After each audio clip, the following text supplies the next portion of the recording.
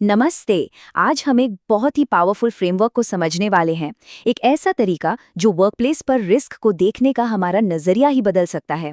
और सुनिए, ये सिर्फ रूल्स की कोई लिस्ट नहीं है, बल्कि सेफ्टी की एक बहुत ही स्मार्ट स्ट्रैटेजी है। तो सबसे बड़ा सवाल ये उठता है कि जब हम काम पर खतरों का सामना करते हैं तो उन्हें कंट्रोल करने का सबसे अच्छा तरीका क्या है?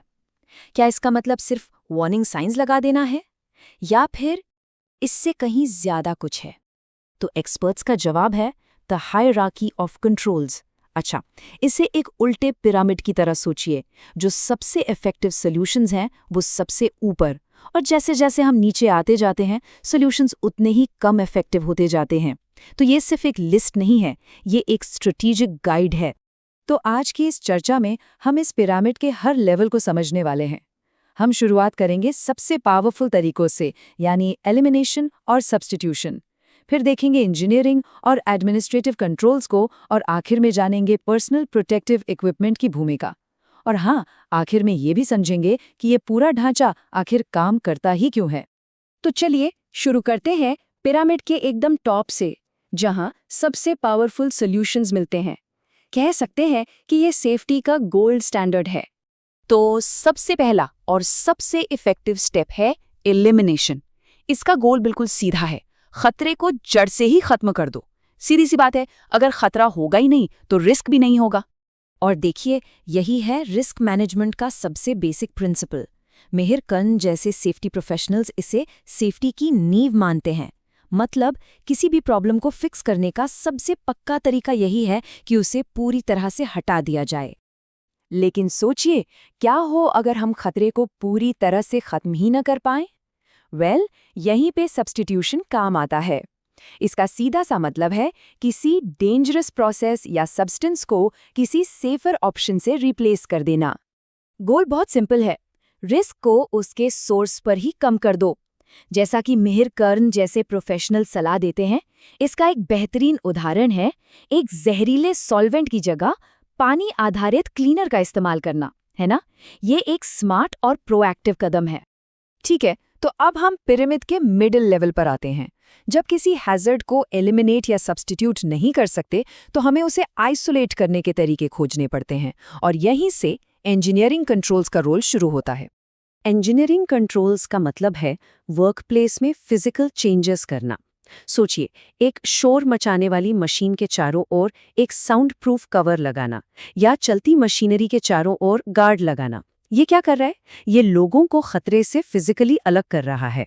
और ये एक प्रोएक्टिव सॉल्यूशन है। क्यों? क्योंकि ये इंसान के बिहेवियर पर डिपेंड नहीं करता।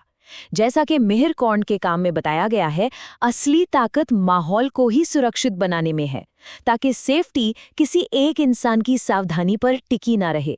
तो अभी तक हमने फिजिकल सॉल्यूशंस की बात की, लेकिन अब हमारा फोकस उन कंट्रोल्स पर होगा जो ह्यूमन बिहेवियर और प्रोसेसेस से जुड़े हैं, और ये है एडमिनिस्ट्रेटिव कंट्रोल्स का एरिया। एडमिनिस्ट्रेटिव कंट्रोल्स का सीधा मतलब है कि हम लोगों के काम करने का तरीका ही बदल दे। इसमें सेफ वर्क प्रोसीजर्स बनाना, वार्निंग साइंस लगाना, और हाँ, एम्प्लॉयज़ को प्रॉपर ट्रेनिंग देना, ये सब शामिल है। तो यहाँ पर सारा ध्यान ह्यूमन बिहेवियर को शेप करने पर है। सेफ्टी प्रोफेशनल मेहर कर्न इस बात पर जोर देते हैं कि इसकी सक्सेस क्लियर रूल्स और इफेक्टिव ट्रेनिंग पर टिकी है, ताकि हर किसी को पता हो कि सेफ तरीके से काम कैसे करना है। तो चलिए अब हम हायरार्की के सबसे निचले लेवल पर आते हैं, पर्सनल प्रोटेक्टिव इक्विपमेंट यानी पीपीई। ये हमारी आखिरी ढाल है और इसे लास्ट रिजॉर्ट ही मानना चाहिए। पर्सनल प्रोटेक्टिव इक्विपमेंट या पीपीई वर्कर को डायरेक्टली बचाता है। सोचिए, हेलमेट, ग्लव्स या सेफ्टी ग्लासेस, ये सब वो चीजें हैं जो इंसान और खतरे के बीच एक बैरियर बनाती हैं। और यहाँ सबसे इंपॉर्टेंट बात क्या है कि पीपीई डिफेंस की लास्ट लाइन है। जैसा कि मेहर कर्न साफ साफ बताते हैं, पीपीई का इस्तेमाल तभी होता है जब बाकी सारे कंट्रोल्स फेल हो जाते हैं। देखिए, ये खतरे को खत्म नहीं करता, ये सिर्फ इंसान को उस खतरे के असर से बचाता है। तो हमने सारे लेवल्स देख लिए हैं, लेकिन इस पिरामिड के स्ट्रक्चर के पीछे का कोर प्रिंसिपल क्या है? इसे आखिर इस तरह से अरेंज क्यों किया गया है? इसकी वजह है ह्यूमन बिहेवियर पर डिपेंडेंसी। जो कंट्रोल्स पिरामिड के टॉप पर हैं, वो सबसे इफ़ेक्टिव इसलिए है क्योंकि वो सेफ्टी को सिस्टम का हिस्सा बना देते हैं। वो इस बात पर डिपेंड नहीं करते कि कोई इंसान हर बार सही काम करेगा ही, और जैसे जैसे हम नीचे आते हैं ह्यूमन एरर का चांस बढ़ता जाता है और इसीलिए इफ़ेक्टिवनेस भी कम हो जाती है। तो इस पूरी चर्चा से हमें क्या-क्या बातें याद रखनी हैं? पहली बात, रिस्क असेसमेंट हमेशा टॉप से शुरू करें, एलिमिनेशन से। दूसरी, हर लेवल अपने ऊपर वाले लेवल से कम इफेक्टिव होता है। तीसरी, सबसे अच्छे कंट्रोल्स वो हैं जो ह्यूमन बिहेवियर पर डिपेंडेंसी कम करते हैं। और आखिर में, पीपीई फर्स्ट चॉइस नहीं है, ये हमेशा लास्ट रिजॉर्ट होता है। और आखिर में एक सवाल पर सोचते हैं, क्या ये पावरफुल फ्रेमवर्क सिर्फ वर्कप्लेस तक ही लिमिटेड है? या फिर क्या हम इस लॉजिक का इस्तेमाल अपनी लाइफ की दूसरी चैलेंजेस और रिस्क्स को मैनेज करने के लिए भी कर सकते हैं? इस पर सोचिएगा जरूर।